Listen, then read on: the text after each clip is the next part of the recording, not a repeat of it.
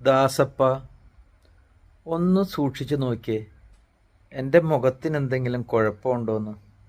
കൂടുതൽ എൻ്റെ മുഖം കാണണ്ട. എന്താണ് സംഭവിച്ചതെന്ന് ഞാൻ പറയാം. മൊട്ടച്ചേട്ടനാണ് കേട്ടോ. ഇന്നലെ ഇരുട്ടിയിൽ പോയായിരുന്നു. അവിടെ വച്ച് പണ്ട് ഒരുമിച്ച് പഠിച്ചിരുന്ന ഒരു പെൺകുട്ടിയെ കണ്ടു. പെൺകുട്ടിയല്ല, സ്ത്രീയാണ്, അതാണ് സത്യം. എന്താണെങ്കിലും ഞങ്ങൾ കുറേ നേരം സംസാരിച്ചു.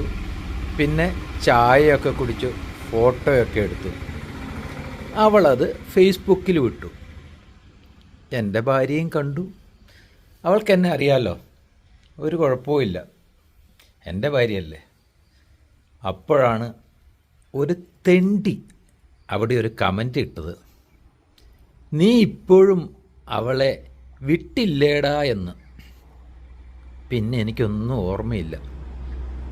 മുഖത്തിൻ്റെ നീര് മാറിയിട്ട് വേണം ആ കമൻ്റ് ഇട്ട തെണ്ടിയെ ഒന്ന് ശരിക്കും കാണാൻ. നിറഞ്ഞ സ്നേഹത്തോടുകൂടി, ബോട്ടസേട്ടൻ.